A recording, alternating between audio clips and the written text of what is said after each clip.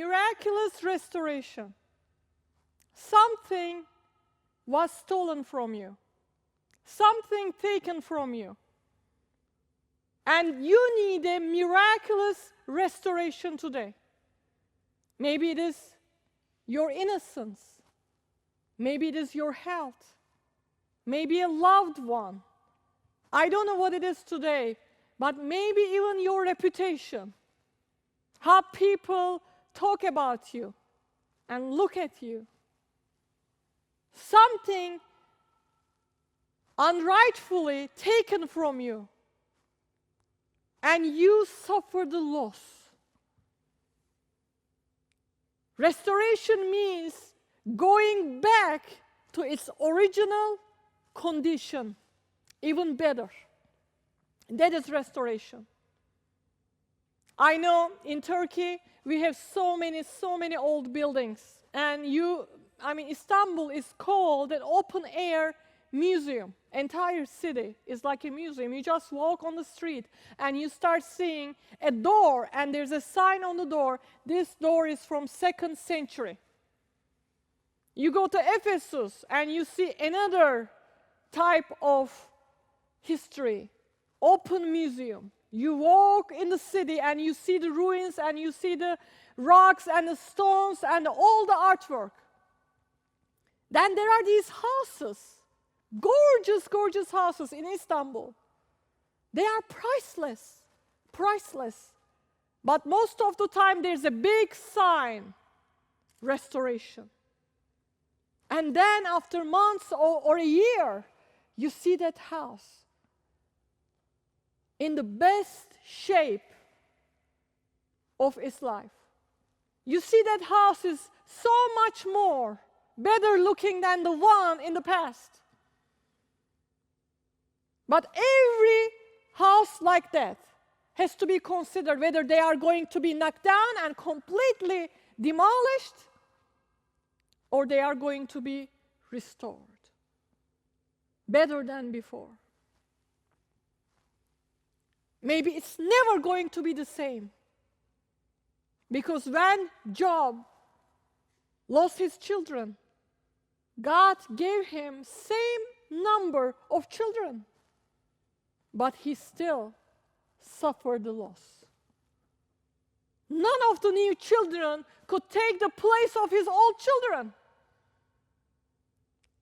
I bet he still grieved when he thought about the children that he buried, his memories. Even he smelled maybe with his wife, their clothes. He remembered their names and what they liked, how they have had fun and talk and interact with each other. Miraculous restoration. Restoration is not always the way that you design and you hope for and you want it.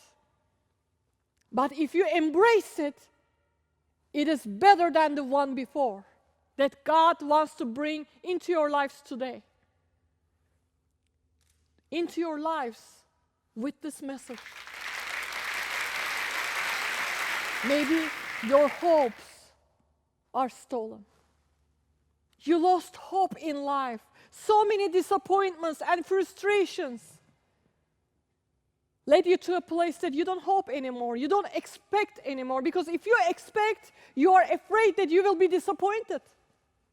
You are hurt in a relationship, and God wants to bring someone so wonderful into your life, and you make that man to pay the price just because someone hurt you, someone disappointed you.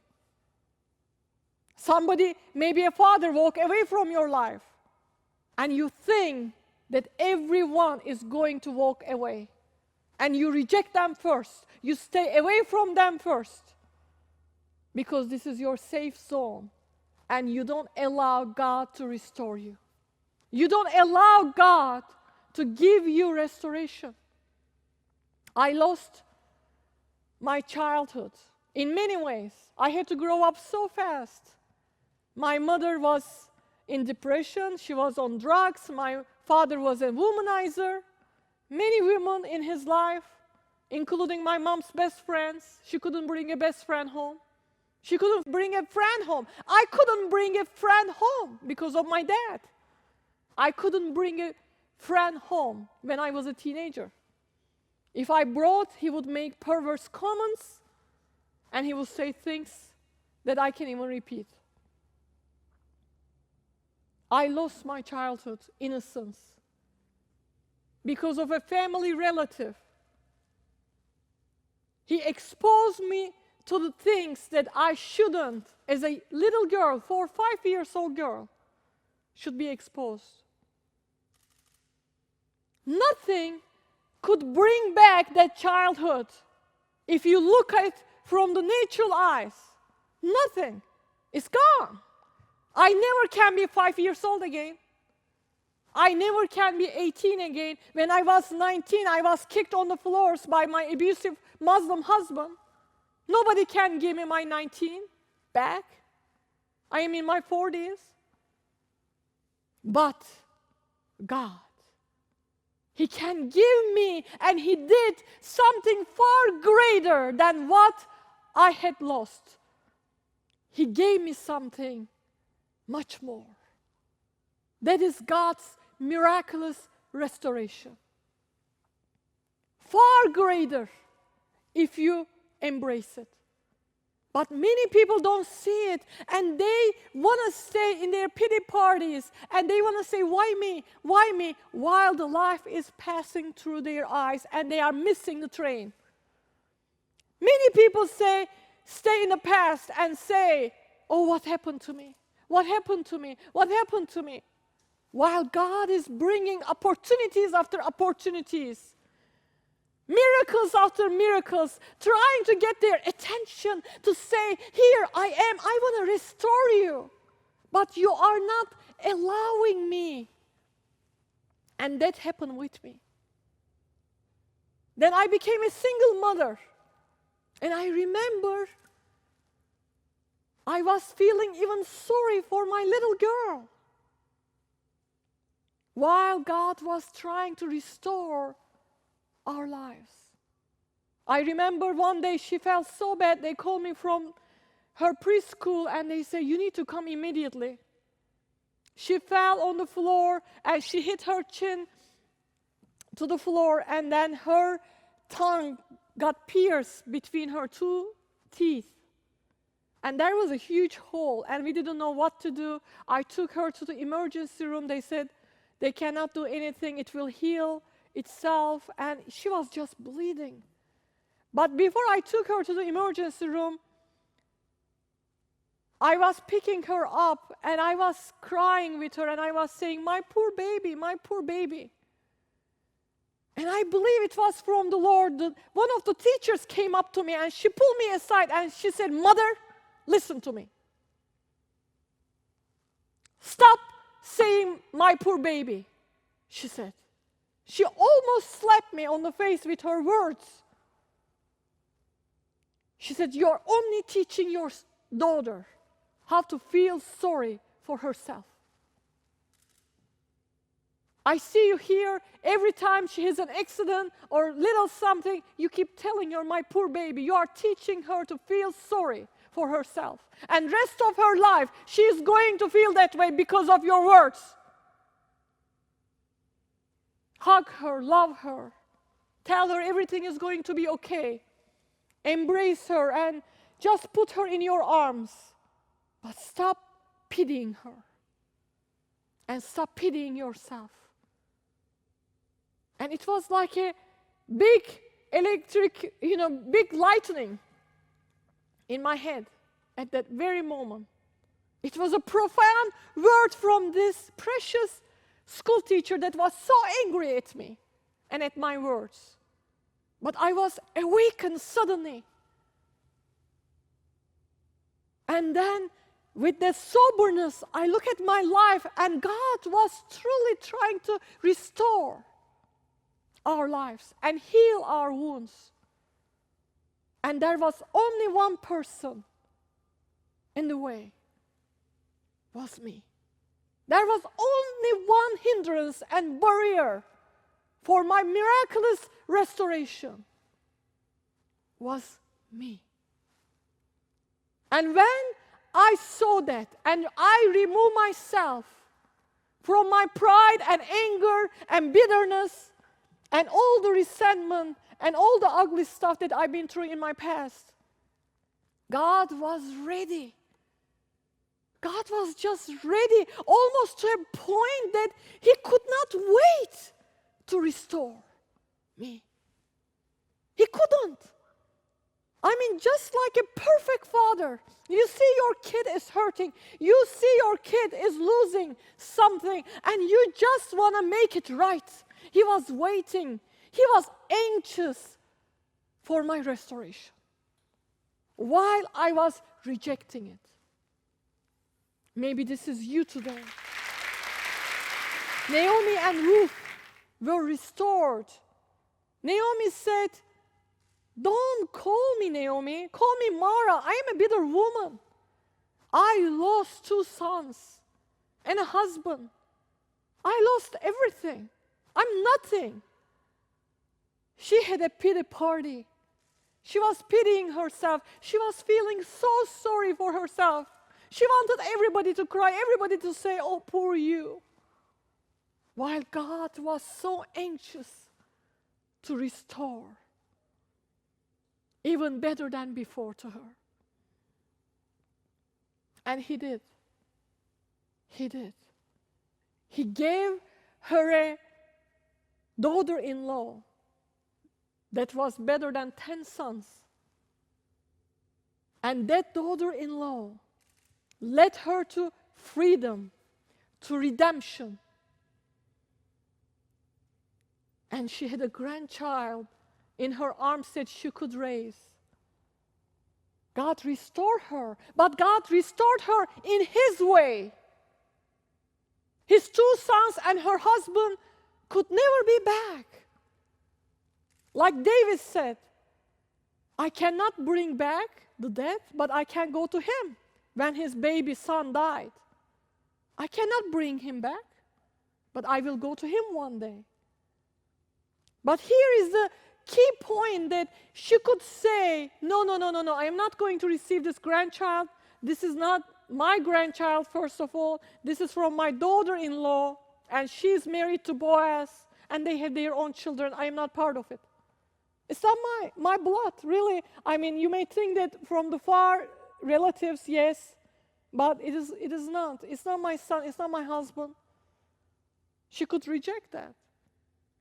Maybe you are rejecting what God is giving you today. Do you know how many families that I know that they adopted children and they are suffering because those adopted children never can accept them as their own parents? God is giving them a restoration. God is giving them an amazing fortune. But those kids, somewhere in their hearts, even they call them mom and dad, suffer loss. And some part of their hearts reject that love. You know why? Because their eyes are fixed in the wrong place. And they only see the loss, not the restoration. It happened to me. Also restoration, another miraculous restoration to Naaman. 2 Kings chapter 5, 1 through 16. He was a commander of the army of the king of Aram. He was the commander. He was the general. He was the top. He was a hero, brave man. He had everything. He had money. He had power. He was courageous. But he had a skin disease. He had leprosy. And when you have a skin disease, everybody knows, so it was not something hidden. Imagine that man being the commander of the army, but something so visible in his appearance every day, going in front of the men that under him. Day after day after day, he's looking at a mirror and living with that. Imagine he has everything but one thing that he thinks ridiculous on the outside. And no one can help him. And later on we know that he went to this prophet, man of God.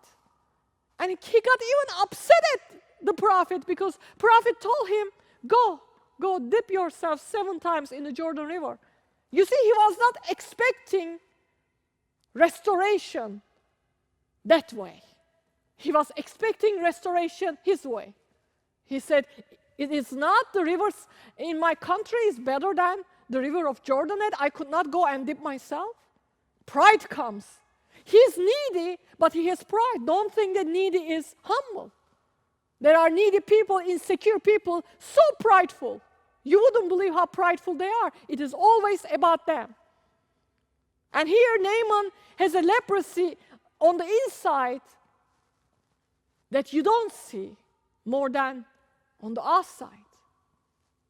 He has that leprosy in his mind that he knows how to figure out things. He knows how to be in control.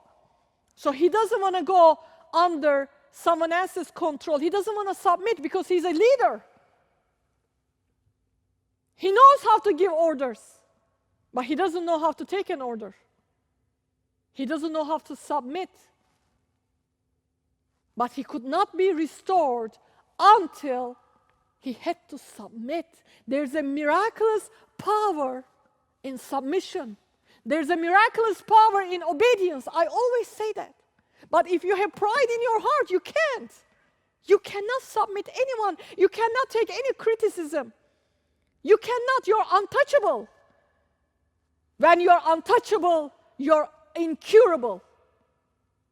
When nobody can touch you, nobody can say a word to you, nobody can do anything to you, you're incurable. And you will die as an old mate. You will die as an old man without a marriage, without a boyfriend, without a husband, without anyone in your life because you're untouchable. Nobody can talk to you, nobody can say anything to you, even for your own good. You cannot be restored. And don't blame God because it's you. It's you who is the hindrance of your restoration. I know many people like that. And you do too. Maybe you are one of them. That you will never receive the blessings of God in your life until you remove yourself from the equation and you say, I embrace it. I embrace it. This is for my good. I'm going to learn and grow from it. And finally, Naaman was rebuked by someone under him. And he dipped himself 7 times in the Jordan River. And I give credit, a lot of credit to the prophet. He knows that the commander of the army is coming at his door. He's not even bothered to go out. It is so much like God. God has no respect of a person.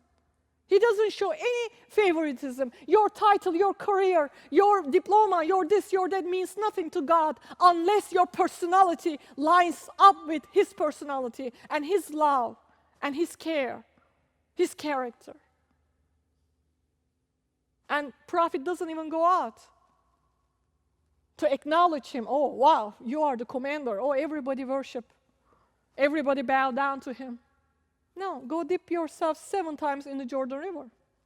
Sometimes people come to me and they say, I want to be delivered. Please deliver me. I say, I cannot deliver anybody from their demons. You can deliver yourself with Jesus. I can only be the facilitator. They don't like it. They want me to do the magic. But you need to go to God. So the prophet wouldn't be the one to take the credit, but God. And then Naaman first time follows the orders. First time in his life he is submitting to someone else's authority. And you know what happens after 7 times? Not 1 time, not 2 times, not 3 times, not 4 times, not 5 times. He could have said, you know what, I'm done with this. Nothing is happening. 7 times. He had to dip himself in the Jordan River. You know what it says at the end? He was restored. His skin was restored, and it was as of a baby skin. It was so beautiful, so perfect. What do you think? Was it humbling? I don't know if he thought of anything other than rejoicing that the years of misery was over. It was over. Miraculous restoration. Where is your leprosy? Where is your cancer? What is your loss? I want to tell you one thing about restoration, that somebody comes and cuts your arm. You suffer the loss of losing that arm. You have to forgive that person, but still you don't have an arm. You lost the arm. You need an arm. And nobody maybe gives that arm to you back. You lost it. Maybe you don't have a father, and someone comes and puts his arms around you with pure motives as a father. But that man has flaws too. And you still dwell in the past while God is bringing you restoration. What God is doing in your life is a miracle, and you are missing it. And you think that you are gaining that with your own strength, with your own power, with your own talent. And it means nothing to you. It gives you no joy because you are trying to do it your own. Nobody can replace that father. Nobody can replace that arm. But God can miraculously restore you something greater and far greater that you never expected or dreamed of. He can give you the better, just like he did with Naaman, and he did it with Naomi. Isaiah 61, 4-7, they will rebuild the ancient ruins and restore the places long devastated. Restore the places long devastated. Maybe you are devastated today. I know a mother a few years ago lost 2 children during a car accident. And last year, she gave birth to twins, boy and a girl. Restoration. Those twins are never going to take the place of her children. But she gave her testimony and glorified God and called it miraculous restoration. So it is a choice. It's a choice to change your perspective and line up your perspective with God's perspective. To say, I received that. I have lost that. I suffered the loss. I am grieving over this loss. And it's never going to return back to me. But that's okay. God is giving me this. I am never going to be 5 years old again, or 18 years old, or 13 years old. But I want to tell you, God gave me my childhood after 40. I can have fun and enjoy life like a little child. And it is real to me. I never can go back. But I can enjoy my daily life with the joy of the Lord that He has given me. It is a choice. Today, if you need a miraculous restoration, would you first, please, if you have to, and if you feel like God is speaking to your heart, repent from rejecting God's healing and restoration? Would you please say, I'm sorry, I missed this, and this was in front of my eyes all this time, and I've been rejecting your restoration, God, and I am ready to receive it. I will receive it right now. I'm sorry for my disbelief. I'm sorry for my double-mindedness. I'm sorry that I try to make everybody else around me pay the price for my loss. Like everybody owe me something because I suffer loss. I'm sorry for my attitude, Lord. I don't deserve anything, but I do believe you are anxious to give me a miraculous restoration. Wife or a husband or a child or money or house or childhood, hope, dreams, years, lifetime, whatever you have lost, even health, maybe your hair due to cancer, maybe you lost a breast. God can do anything. Anything. He can restore you today, right now, if you are willing to receive it and say, I embrace it. This is my restoration. I embrace it. I'm not going to find fault in it. I'm not going to criticize it. I'm not going to compare it. I am going to receive it. Our God is in restoration business, and He wants to restore you with something far greater than you have lost.